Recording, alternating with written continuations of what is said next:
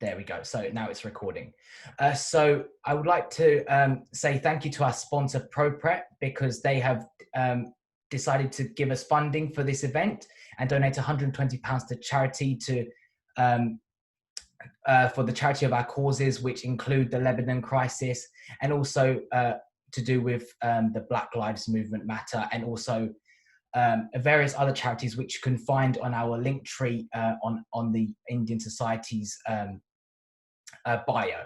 So without further ado, I would like to pass on to Mr. Shah, and so we can get the ball rolling with the talk today. Thank you. Thank you, Nathan. I thank the Indian Society at Cambridge and Bath University for inviting me to this talk.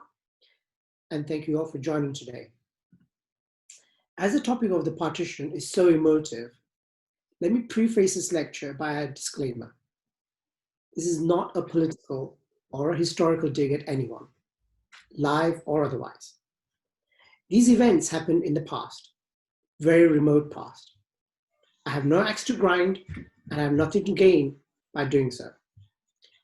I'm presenting the facts as I find them about the empire, its policy, the partition, and everything else. I appreciate people may say things differently from what I do. There are different points of opinion, and that's perfectly fine.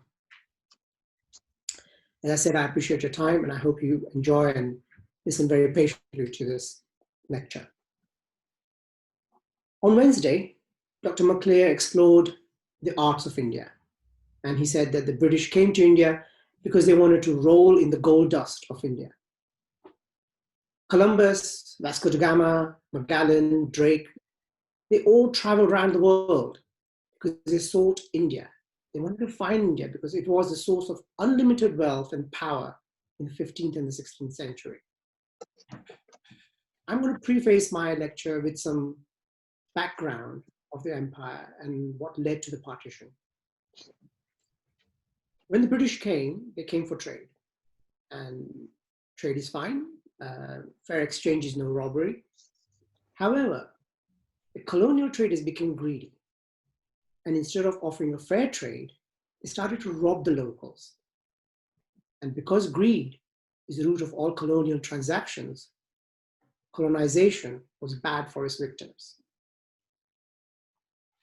One of the biggest puzzles, or one of the biggest questions people have about the empire is, how did a nation that was so small and so far away rule so many countries across the world?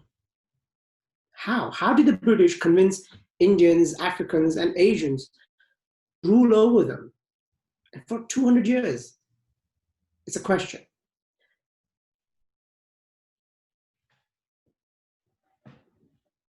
Economics, everybody have given their opinion, and here's mine. India wasn't a dopey nation. It wasn't isolated. It had immunity to all the old world diseases. It had several kingdoms and the formidable Mughal Empire. India had guns, cannons, and it knew how to use them. India had impressive armies with warriors with big moustaches. How did a trading company that dealt in silk and spices transform into the Raj?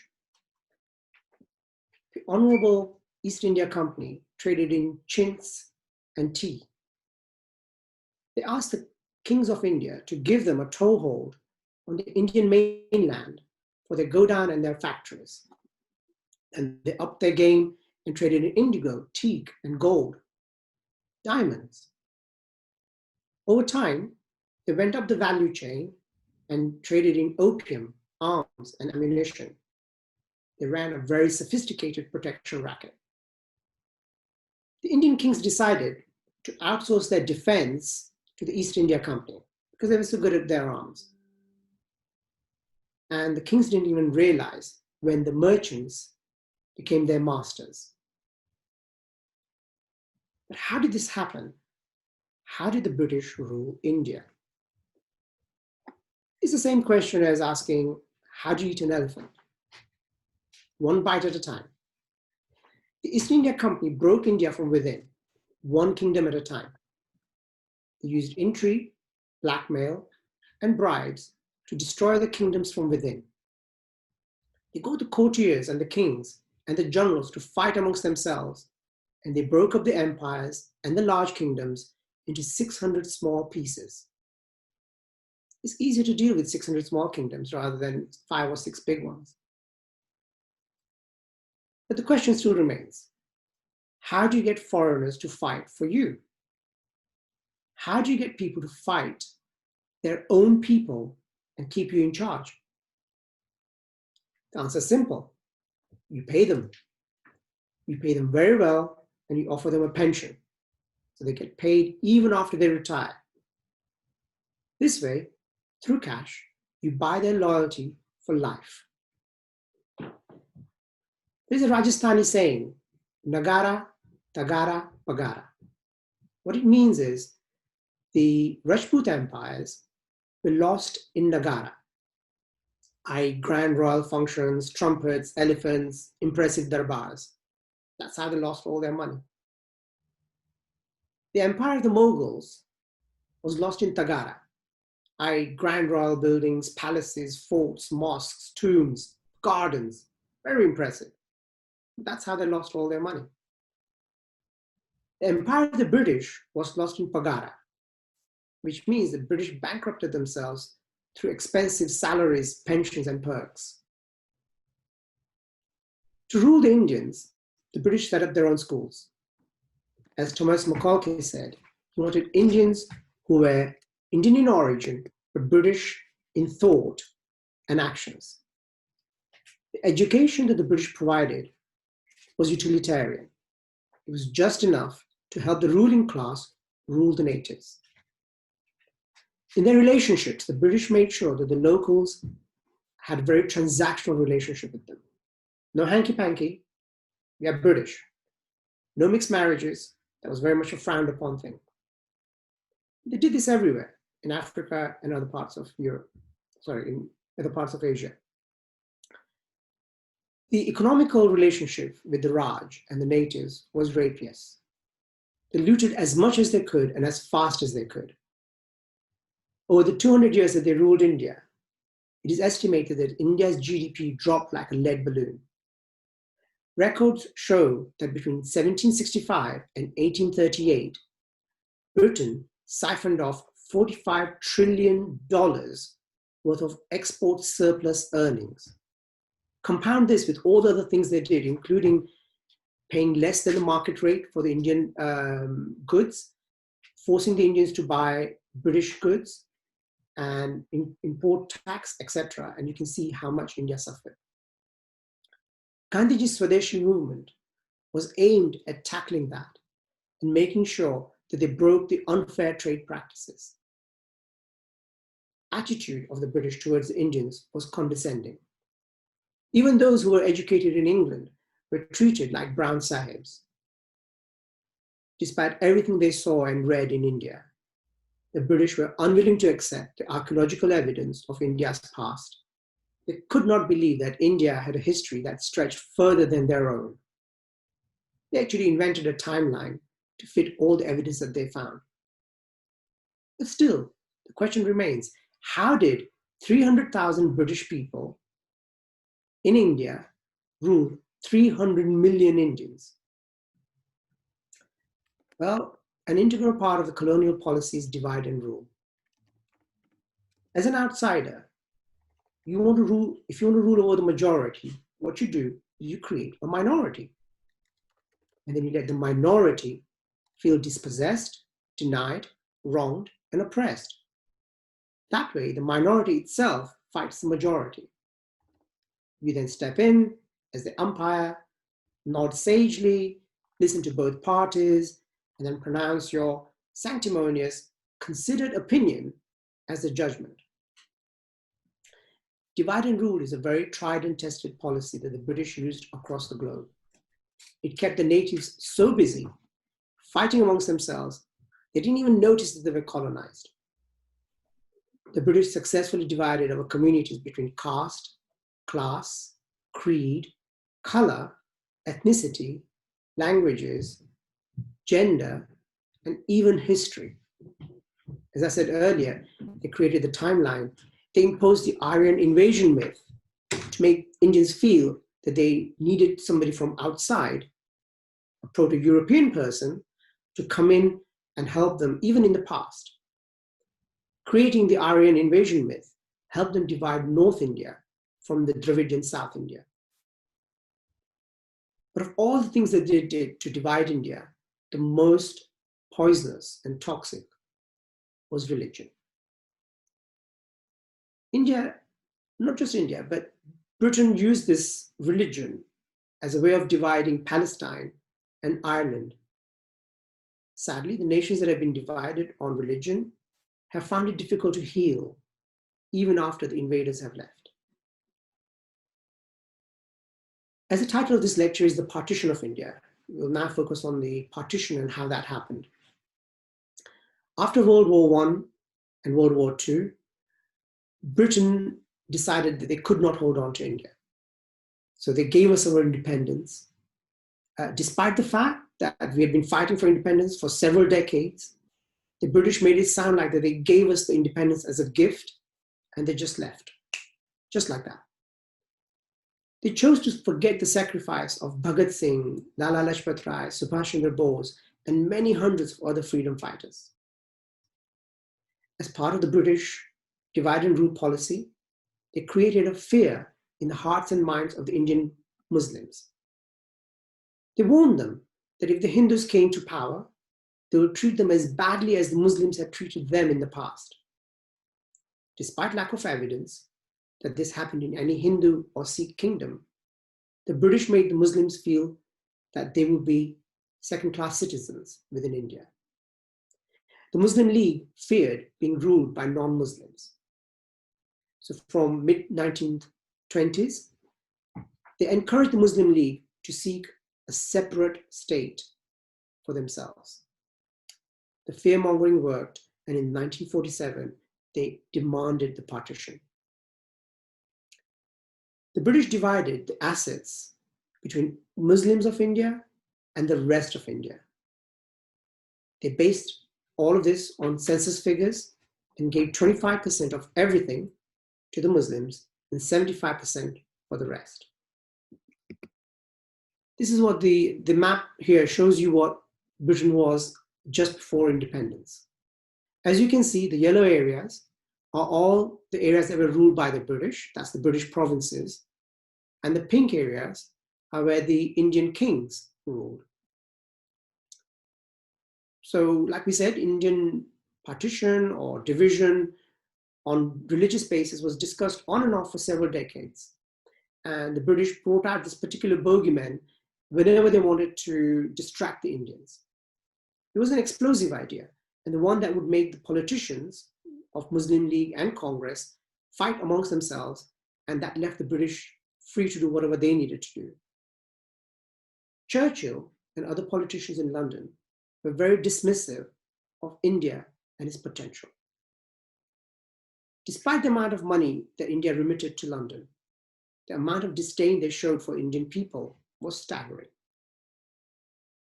The British were willfully ignorant of India's past, its potential, and its future.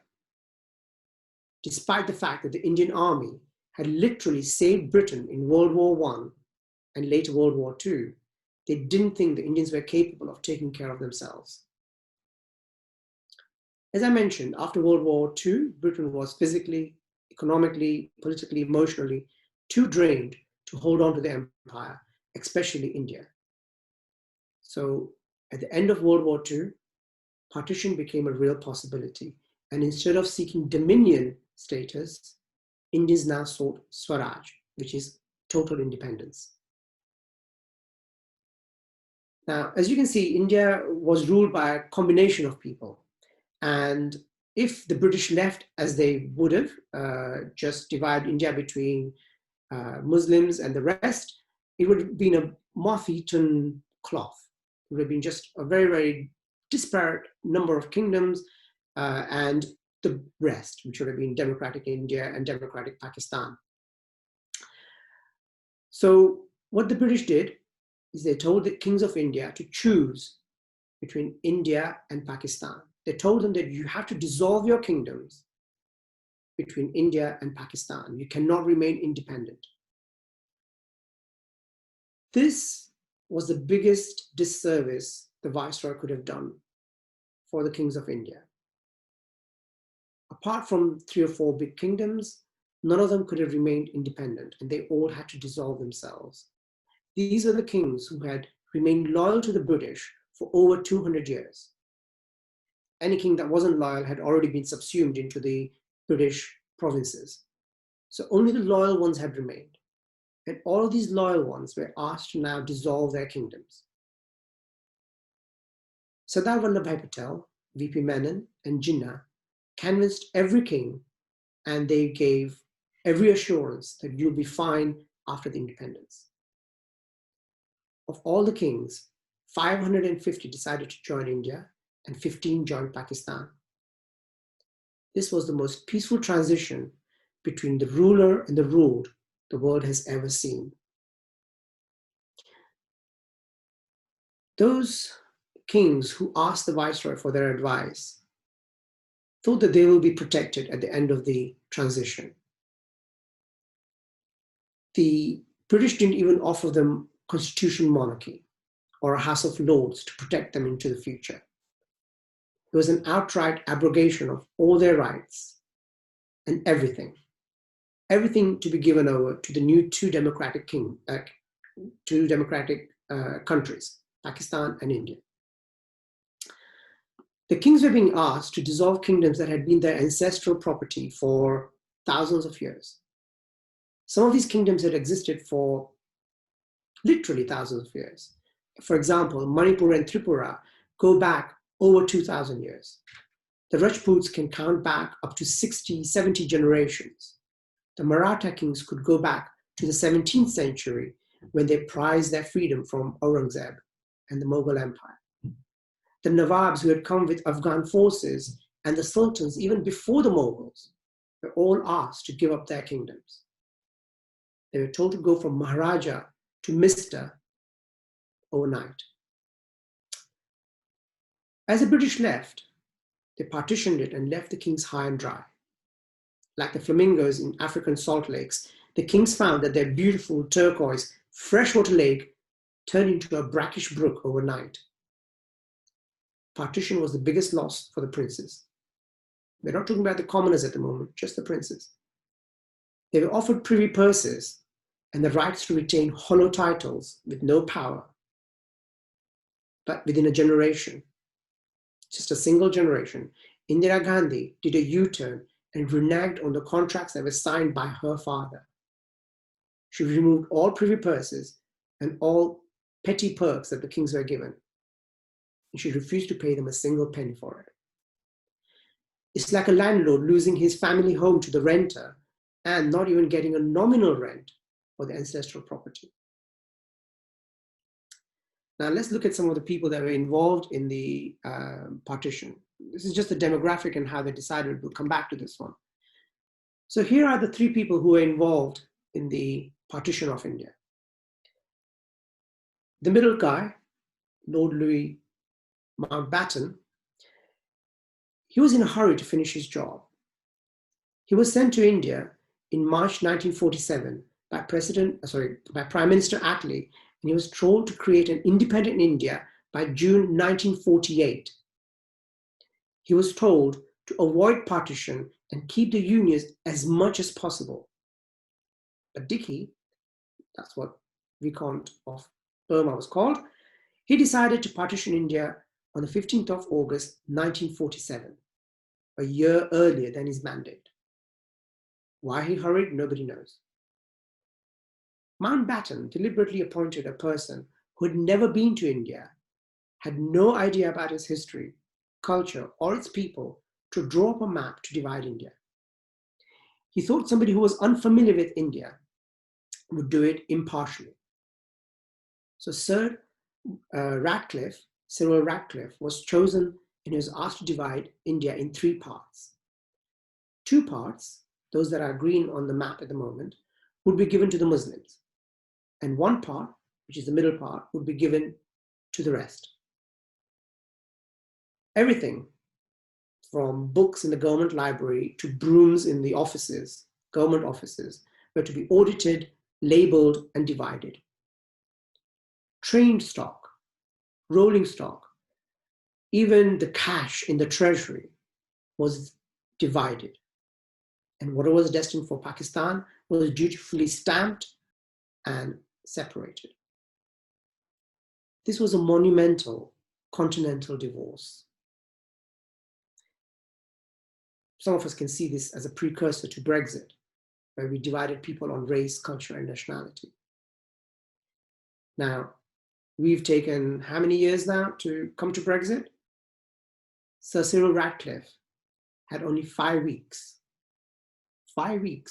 to decide on the borders and finalize the divorce. If only Boris could be that efficient. Working on the map drawn by Lord Wavell, the ex-Viceroy of India, Sir Ratcliffe divided areas in Punjab, which is on the west, and in Bengal, which is on the east, and it tried to keep as many of the Muslim people in their own areas where possible. The Hindus and the Sikh areas were then divided between them. The line that he drew went through cities, towns, villages, fields, and it separated communities that had lived side by side for centuries. This is exactly what the British did throughout the world. They just drew lines on a map. They didn't look and say, okay, does this line form anything that's enforceable? Is it a part of geography? No, it's just a line on a piece of paper. And people are expected to honor that line. The process was so badly communicated that this is one of the newspaper clippings, that people had no idea which line would be going through where. People had no idea whether they would fall into Pakistan or whether they'd fall into India. And because people didn't know, people thought that if they could change the demographic of their area right now, they could influence the line. Genocide occurred on a massive scale. People killed their friends and their neighbors, people they had lived with for decades, generations. They killed them and threw them out of their area just so they thought they could get that land added to their part of Pakistan or India. The situation was so horrific that a number of trains arrived from Pakistan, or what would have been Pakistan, and from what would have been India, onto the other sides of the border. And these were, initially when they started out, were full of refugees, desperate to find a new life. And yet when they arrived at the destination, they were full of dead bodies. The sight was so shocking and so horrific that it was the worst nightmare anyone could have witnessed. 5 weeks is all it took to create this mess. And it soaked the borders of India in blood. Partition was the cruelest act of the colonial rule. It divided a nation that had never been divided like this before. And it has left scars that will take centuries to heal. Though the Viceroy had promised, I mean, this is not a new thing, right? If you divorce, you know there's going to be fights, you know there's going to be arguments.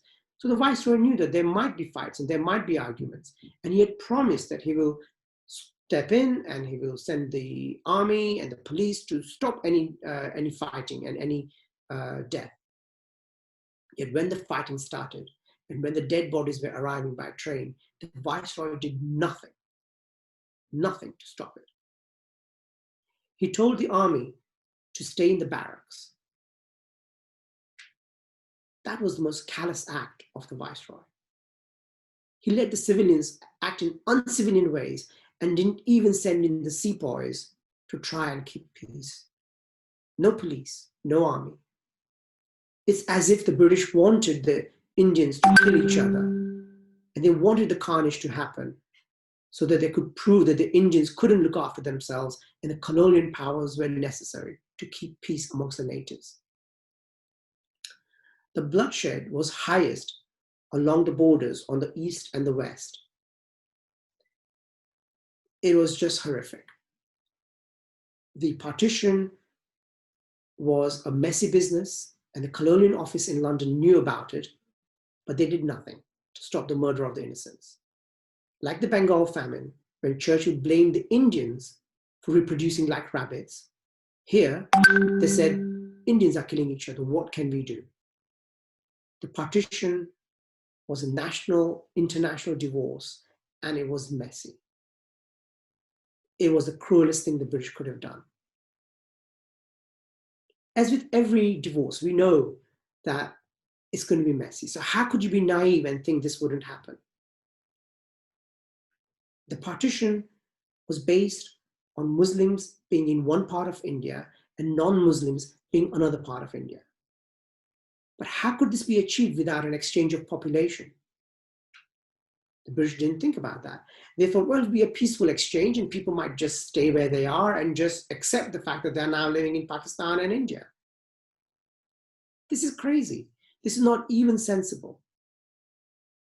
While the British watched with feigned shock, Jinnah and Nehru, Muslim League and Congress, watched with their mouths open, hands by their side, and they did nothing.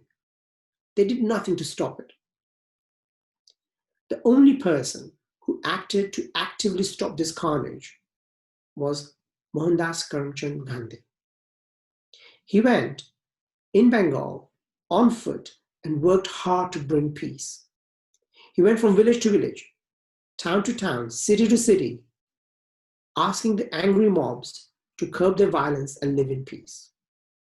People spat at him, people threw things at him, people told him that he was a madman, but he persisted. On the 15th of August, 1947, as India and Pakistan celebrated their independence, Gandhiji stayed in a house ruined by riots in Calcutta. He went on a hunger strike to compel both sides to come to their senses and restore peace in Calcutta. Without a single soldier, or the police, or any government official by his side, Gandhiji brought peace to the eastern border. Mountbatten was so surprised and so shocked, he asked Gandhiji to come to the west. He said, "You are my one-man army. Can you please come and stop the violence on the western border in Punjab?" When Gandhiji felt that the eastern border was secure and there was no more violence and it was going to be peaceful transition of power and people, he went to Delhi. He worked with the communities there to bring peace and try and get them to understand. Refugees who had come from Punjab, who had witnessed rape, murder, burning of their houses, destruction of their businesses, they couldn't understand why Gandhiji expected them to be peaceful and to accept everything that was done to them. While the refugees were camped out in an abandoned fort of Tughlaqabad, just outside Delhi, they couldn't understand why Gandhiji, staying in a spacious mansion of the Birlas, could just tell them to suck it up and take it on the chin. Due to the war in Kashmir, Gandhiji couldn't go to the border straight away. But as he prepared for his journey, on January 30th, 1948, he was shot dead in Delhi. His death was the price India paid for the colonial policies of divide and rule. His death brought an immediate peace to the western border. As I said, there was a problem with Kashmir. In October 47, as the world was roiling with the terrible legacy and aftermath of the partition, Pakistan chose to force the King of Kashmir to join them by force. Because remember, the partition was amongst the, where are we? The partition was amongst the British area, which are the yellow ones. The kings were told they could choose, but Pakistan said Kashmir has to join us. It didn't want him to choose. This is Gandhiji in the Bengal area asking people to stop fighting. And this is the fighting that was happening in Calcutta at the time. These are the trains that I told you about earlier. So here is Pakistan trying to force the King of Kashmir to choose and trying to make him join Pakistan. Now, at that time, in early part of the transition, the army hadn't been transitioned over yet. So the army was still joint command. So Pakistan and Indian army were still controlled by the British. So the British knew what the Pakistani government wanted to do. And it told them, you can't do this. This is not acceptable. This is not allowed by the terms of the Independence Act. So the Pakistani soldiers conveniently went on leave. They took a large amount of arms and ammunition and wore the civilian clothes as they invaded Kashmir. The British knew everything, but they did nothing to stop it. And when the king of Kashmir found that the invasion had happened all the way to his kingdom, to his capital, he rushed the signature on the accession document and sent it to India and said, please help me and stop this happening. Indian army came in immediately, pushed back the invaders and secured as much of the Kashmir as they could. And though the Indian army managed to reclaim all of the Kashmir, the viceroy and Prime Minister Nehru asked them to withdraw and take the matter to the UN. So thanks to Dickey and his friend, Kashmir issue lingers as a thorn in the side of India and Pakistan for the last 73 years. Even last year, just before the British elections, a select group of Labour MPs went to the Pakistan-occupied Kashmir, and they tried to do some sort of search and some sort of bridging between the two different communities. This is how the British are still trying to interfere in the partition that they sowed. We don't want the British to continue with this policy of trying to interfere in our politics. Even after losing India and Pakistan, the British planned to keep them within their political ambit. To do that, they created this thing called the Commonwealth. Though the Commonwealth is made up of countries that were once ruled by the British, the rules are such that only the British monarchy can be its head. So even after having lost the empire, the British have made sure that they keep reminding these countries that they are ex-colonies, they're ex-slaves. It is amazing how they managed to do it, because frankly, I don't understand why any of these countries are in the Commonwealth. The only thing that's common in the Commonwealth is all their wealth was taken to Britain. And all these countries in Asia and Africa became poor as a result. So the colonial legacy is very massive. As we've just seen, it's quite massive on a phenomenal scale. Just the partition, 2 million people died and 14 million people were displaced as a result of the partition. Yet none of that history and none of that pain is taught to the children of the British schools.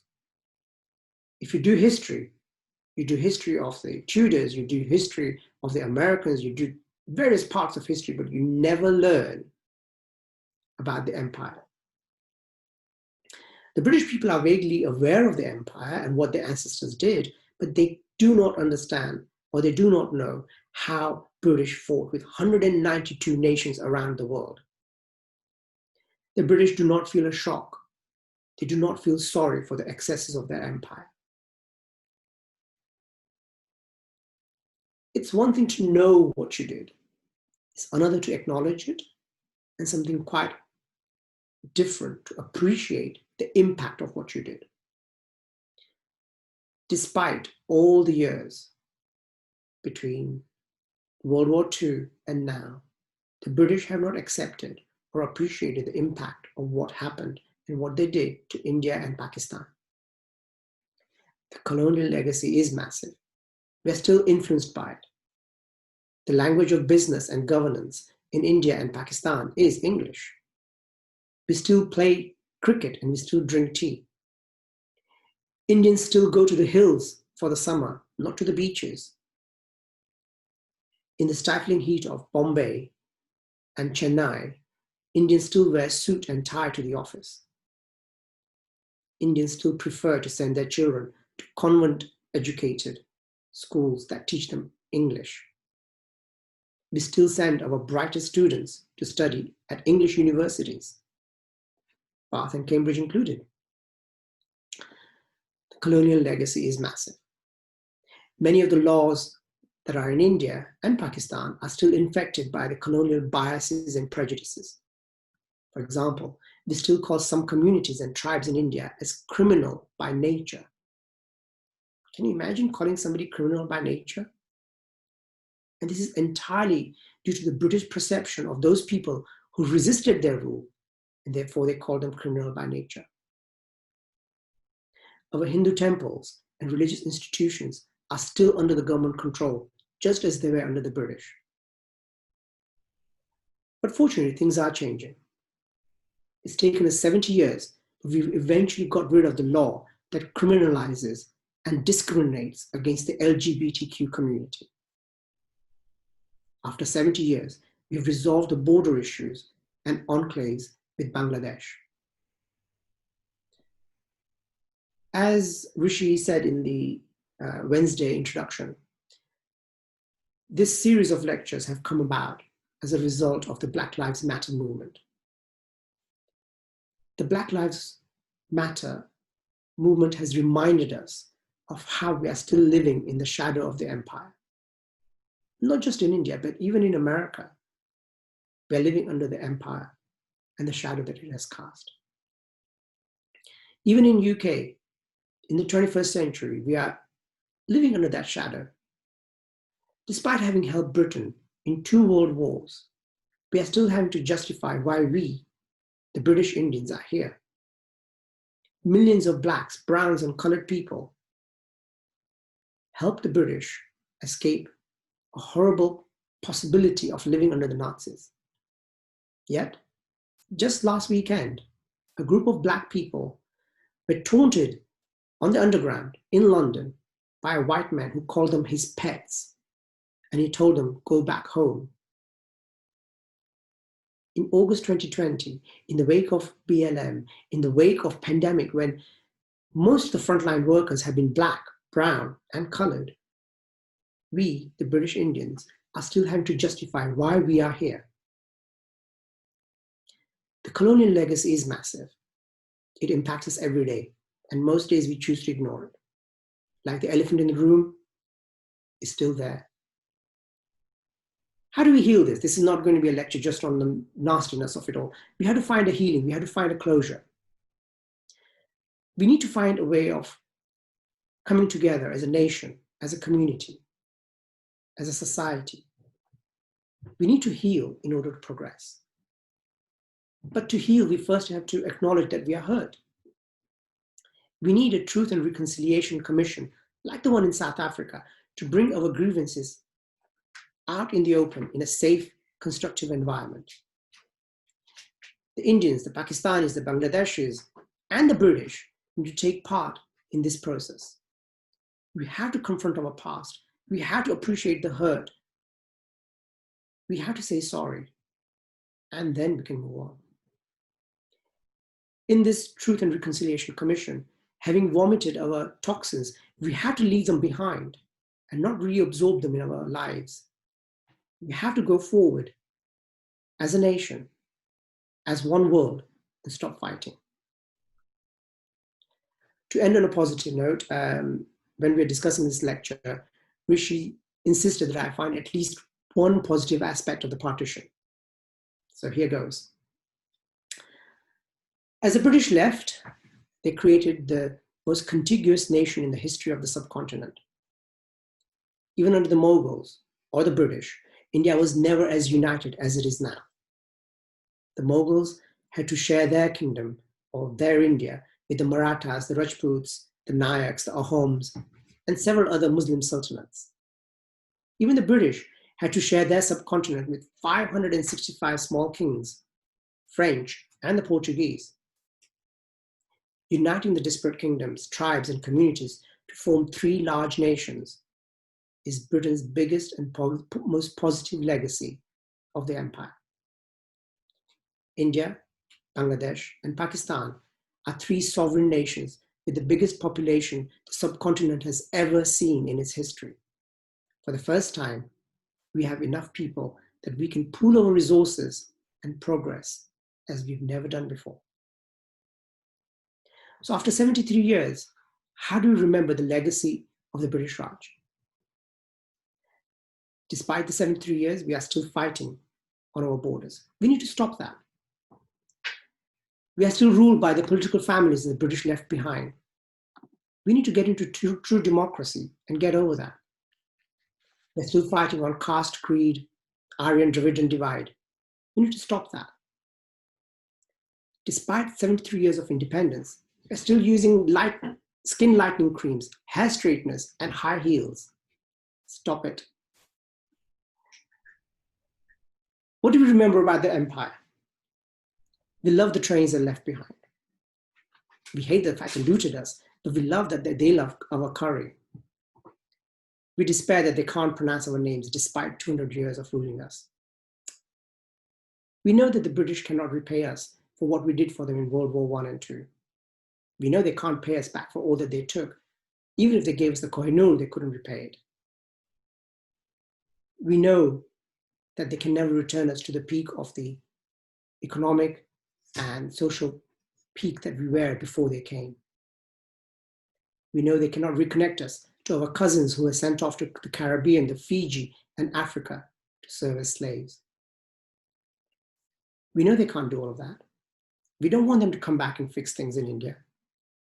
We just want the British to accept the role of what they did in the partition and while they ruled India. We just want them to say sorry. Is that too much to ask? Thank you for listening. Do you have any questions? So firstly, thank you so much, Mr. Shah, for your speech today. It was a very eye-opening experience for all of us, I think, to be able to see a bit more about how the legacy of the Raj has developed, and also reminding us of why these lecture series are so important and the wider implications of why we're doing such an important lecture series. So many thanks for that. So we do have some great questions in the chat. So firstly, Mr. Shah, we have a question from Matthew, and his question is, what is the way forward to resolving the Kashmir question? That's a very big question. And I don't think we have the time or the capacity to do that here. But we do have to resolve this because the Kashmir situation, Matthew, has been plaguing us for 73 years.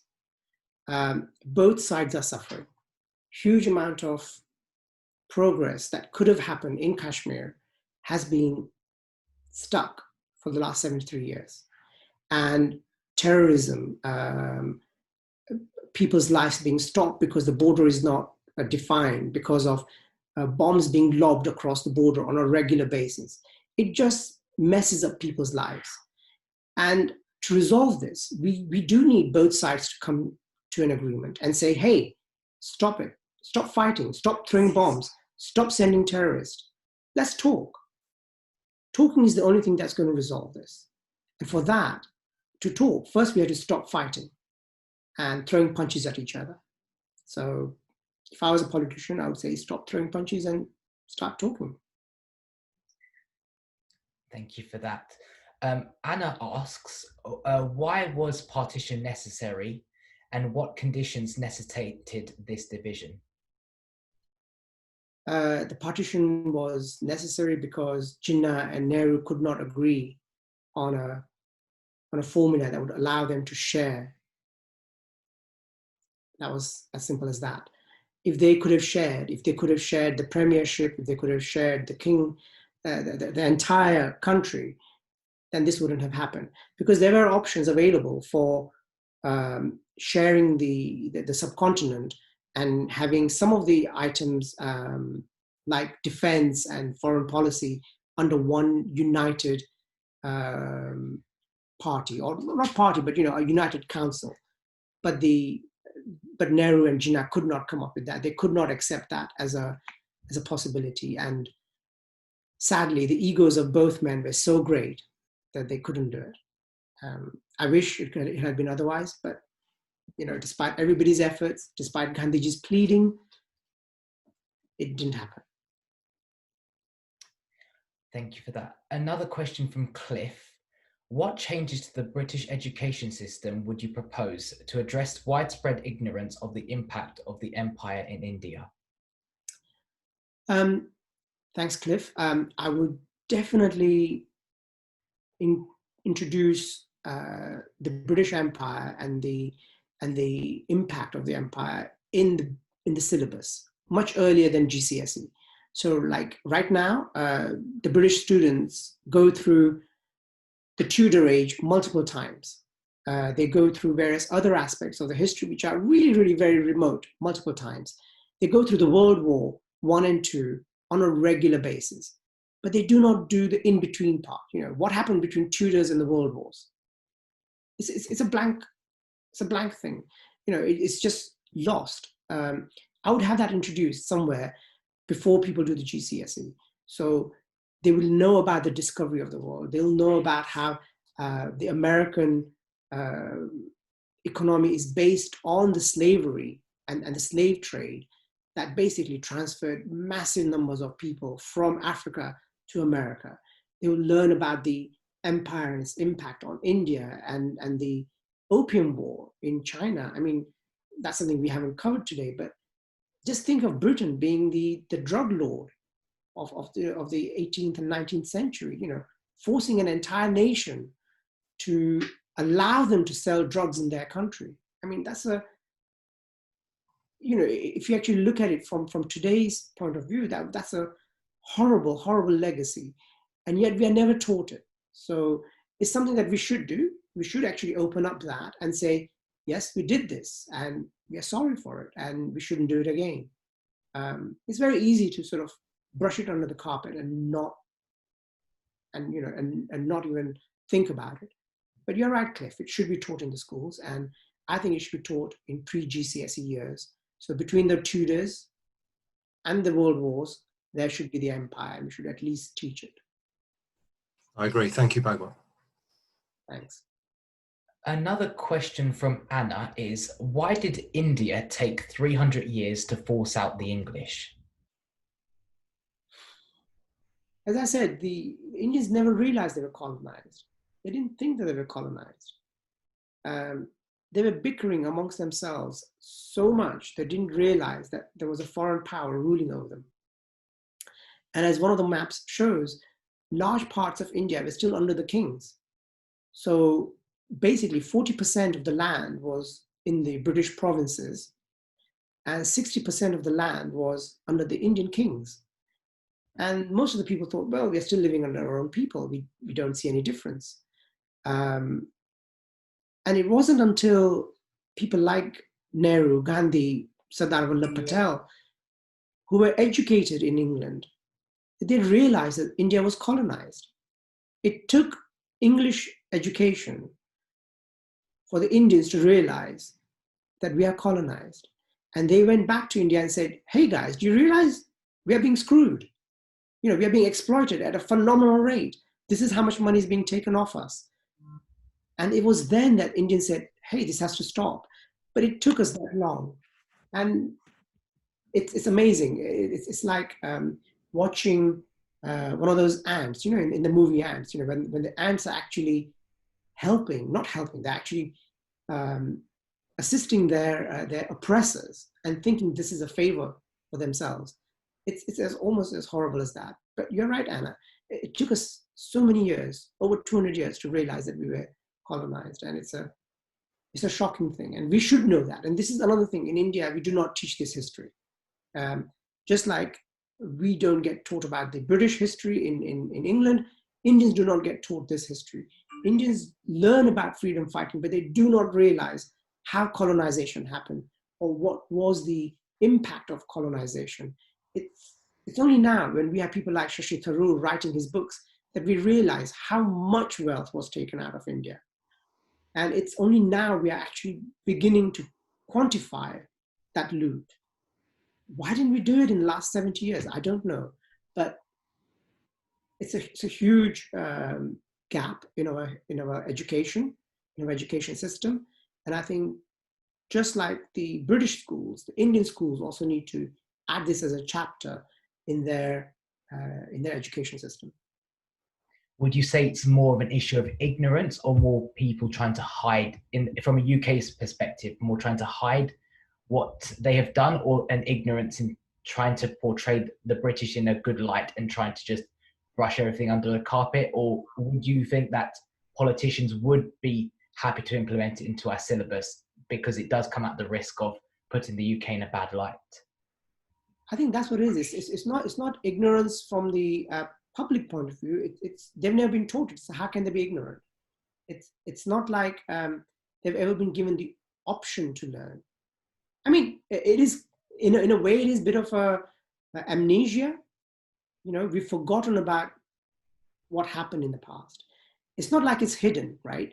If you go to any British museum, anywhere, in any part of the country, you can see the loot of the empire, right? You can see the loot right in front of you.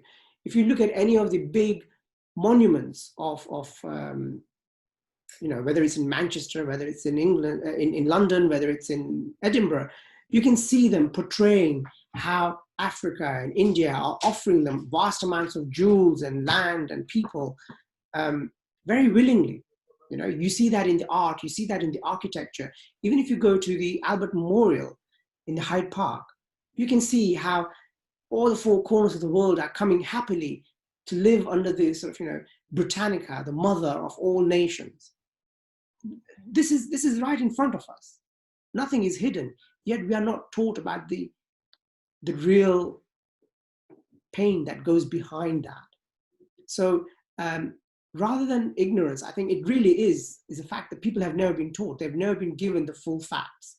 And yes, the politicians are afraid that if this is opened up, people will say, how could you? You know, people will say, this is terrible. And people will have a shock to their system. But that needs to be done. I mean, we have yet to hear a sorry for any of the things that have happened in the past.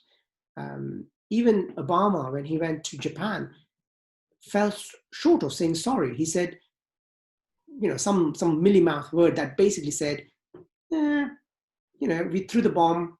Sorry, guys, you know, we blew up a few people, we killed a few people. That's fine. But, you know, don't take it personally. It's just business. It's not just business, you know. And the politicians do need to come up with a way of doing this that doesn't create a massive backlash from the community. And I think there won't be a backlash. I think because the people are educated now and people have moved on from 70 years on. As I said, all these things happened, you know, so many generations ago that they don't matter as much as they did 70 years ago. We just need to find a closure. We need people to say sorry and move on. And I think until we say that, it's not going to move on. You know, we're still going to discriminate against people. We're still going to have social profiling. We're still going to have people say, why are you here, to the blacks and the browns? And that shouldn't be there. You know, how can an American person say to the black people, why are you here? It's like, for heaven's sake, if it wasn't for the blacks, you wouldn't have America that you have right now. But it's because of the ignorance, like you said, Nathan. It is partly ignorance. Thank you for that. We're going to do one final question due to time constraints. So this question's from Asim, and he asks, towards the end, you started to talk about how we can normalize certain things. So, for example, having fairer skin, to socialize and integrate into community. Why do some people find it hard to accept it, and what would you tell them? So is the question, why do we lighten our skins and why do we try and straighten our hair? Yes. So like making, like normalizing it to be having lighter skin and things like that. It is because we want to associate ourselves with the ruling elite. It's because we're ruled by the whites, if you like, for 200 years. We want to look like white.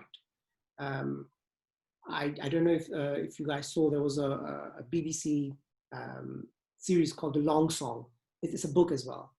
And in that book, you hear about slaves in Jamaica talking about having high color. Basically, the lighter they are, the higher the color. slaves trying to be lighter and saying, my daddy came from Scotland, because that's how she pronounced Scotland. And she said, my daddy came from Scotland, so therefore I have higher color.